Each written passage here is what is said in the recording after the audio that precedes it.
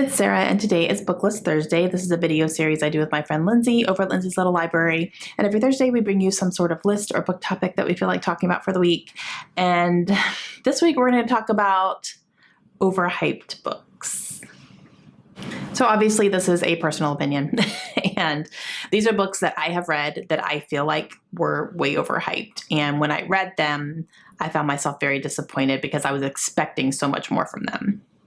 So, personal preference, not all of these are going to be popular. It's fine. Okay, the first one I want to talk about is The Vanishing Half by Britt Bennett. This book was so hyped, and it won the Book of the Year for Book of the Month. So I was expecting huge things when I read this book, and I didn't like it. Like, I didn't even like it a little bit.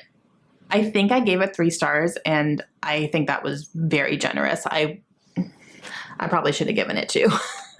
I need to think of more like when I'm giving books 3 stars. I think some of them with more time away, I would give it 2. I need to think about that a little bit more.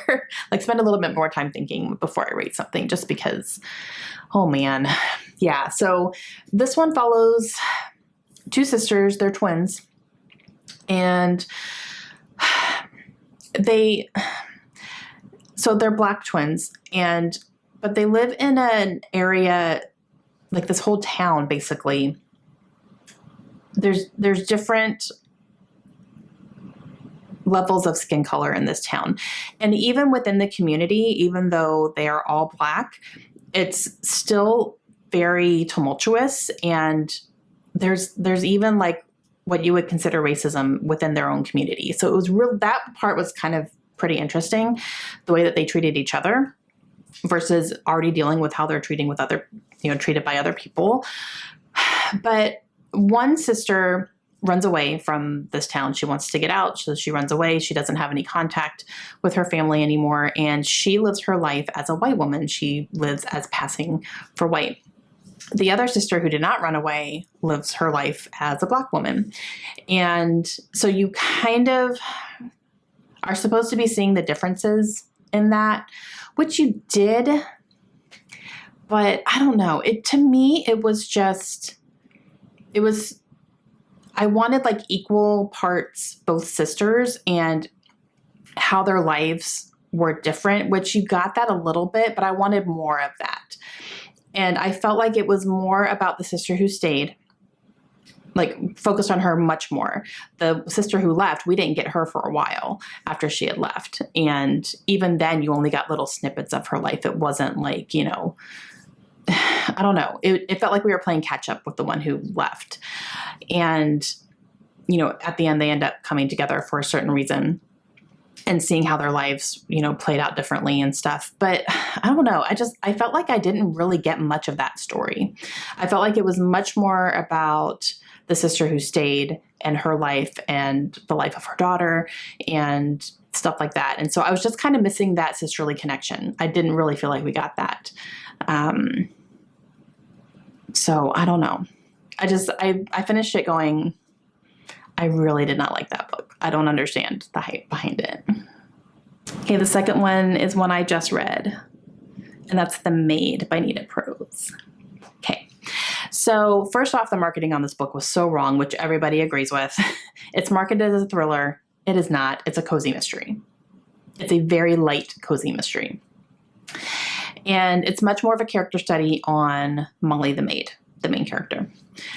And so Molly is this maid at a very upscale hotel. She loves her job. She's really good at it. She takes pride in it. And one day she walks into a hotel room to clean it, and the man who is staying there is dead in his bed. And Molly becomes one of the prime suspects. And ultimately, along the way, she starts trying to figure out who killed him because she obviously didn't. Okay. There has been some criticism about this book that Molly is on the spectrum and it was never mentioned. And attention wasn't drawn to that. And that's been a criticism of this book. I agree. I think that she was on the spectrum. I didn't necessarily needed it to be mentioned or a big topic of discussion, I guess. but there could have been a little bit more done there, I think, because it was very, very light and very, very subtle, and just kind of like people treated her like she was just dumb and naive and didn't understand anything and took advantage of her. Big time took advantage of her. So I think a little bit more could have been done with that. Maybe possibly what that is, I don't know. But that wasn't my biggest criticism. My biggest criticism is that everybody hyped this book up so much and said it was amazing and it was so good and all these things. And Molly was such a great character. And I was just like, like, I found myself not really caring. And by the time it got done, I was just like, meh, I don't know. So I gave that one 3 stars. I think the 3 stars is good because I think there were bits and pieces that I was enjoying. I didn't like the ending. I didn't like some things that were happening in order to solve this case. I thought it was kind of like, okay, a little far-fetched, but there were parts that I did enjoy. So I don't know. It was interesting, but I do feel that Molly was definitely a character that was taken advantage of for sure. So yeah. And so overhyped in my opinion. Okay. Another one that I just read is The Change by Kirsten Miller. Oh gosh, you guys. And people are still like raving about this book. And I'm just like, and I think this is a personal preference taste. Okay, so this book follows a group of friends who, when they go through menopause or when they're starting to go through menopause, they gain like superpowers almost, like actual powers that they can use. I liked that. I thought that was cool. I wanted more about that though. And there wasn't a whole lot about why they were getting these powers. It was just like they just got them. So I wanted more background or more of the why behind that.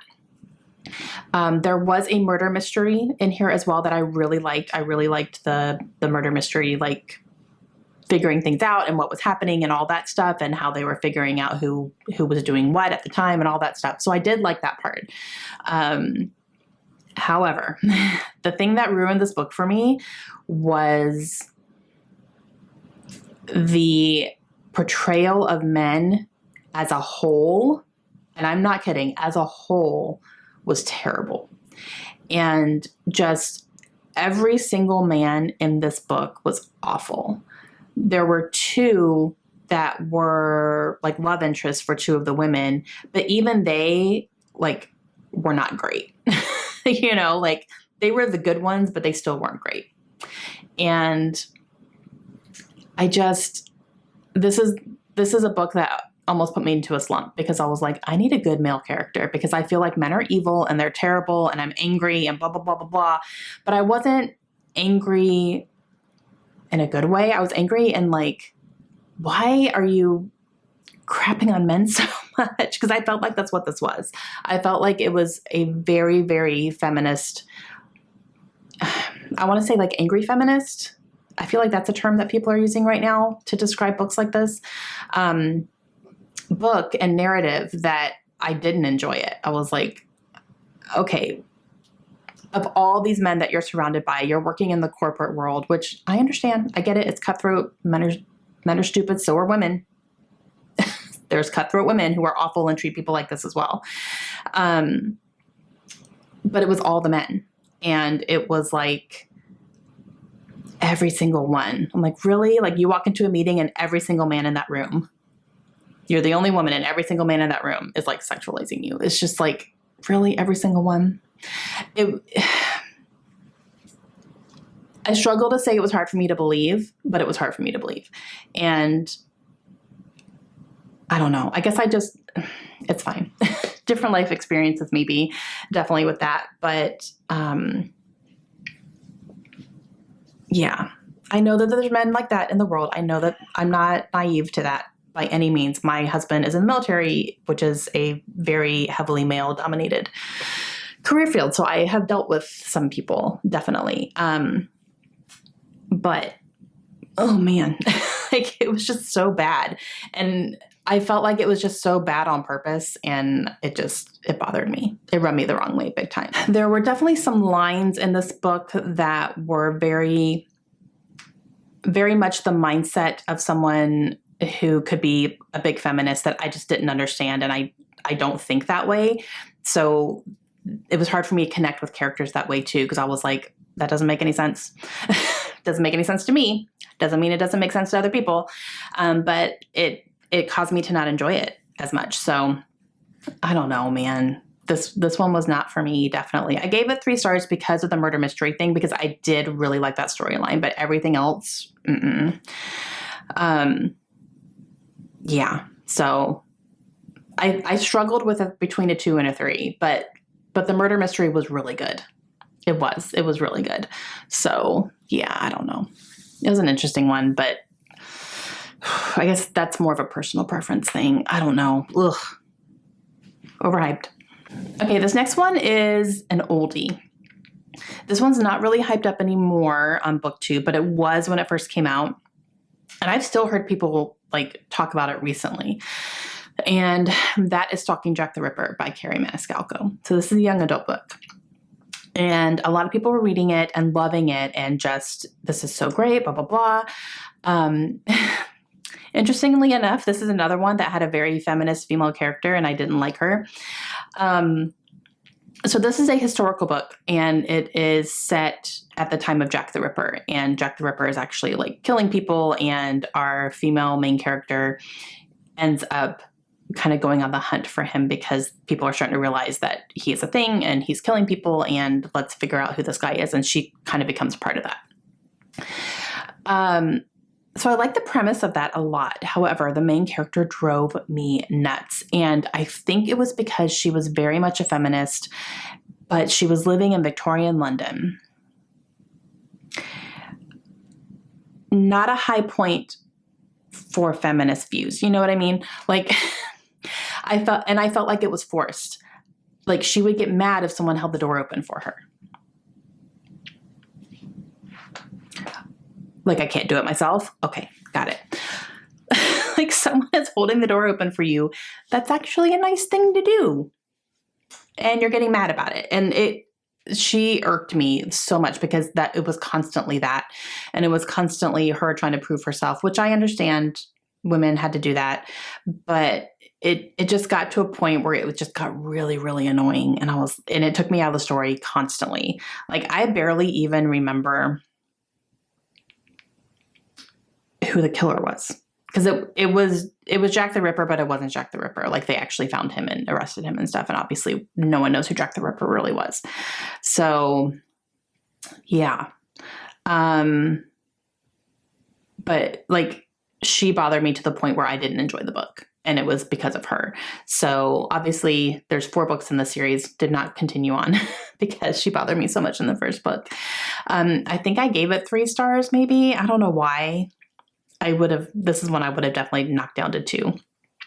But yeah, so I think that one was definitely overhyped when people were reading it and all the series were coming out and all that stuff. Okay, this last one is, okay. This is like, I think it might be overhyped, but that's A Discovery of Witches by Deborah Harkness. Don't come for me. Listen, let me explain myself. Okay. The reason I think this is overhyped is because I read this book, right? I listened to it on audio. However, I don't remember anything about this book. I don't remember it. And I think I read it like within the past year and a half. So it wasn't that long ago.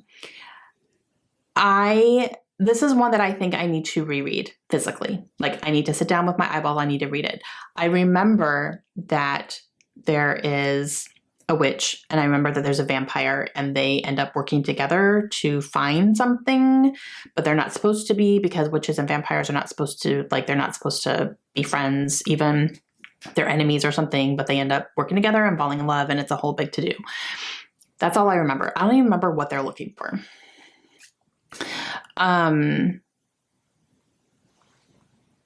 So I guess that's why I think it's overhyped, because I read it, but I don't remember it. And everyone raves about this book, raves about the series. I have the whole trilogy. you guys. So I do need to give it another chance. I have not seen the show. I don't want to see the show until I read the books, definitely. And yeah, I don't know. So like that one, I almost hesitated even putting it on here because I was like, oh my gosh, people are going to yell at me. Because so many people love that book and that series, and I get recommended it all the time.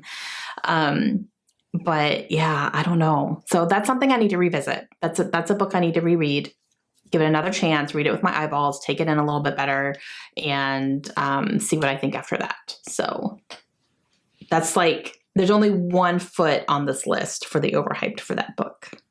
Oh my gosh. Please don't yell at me. Okay, guys, that's going to be it for me today. So please make sure you go check out Lindsay and see what books she's talking about today and what books she thinks are overhyped. I'm really interested to see what she thinks as well. And we will see you guys again soon. Hope you have a great day. Bye.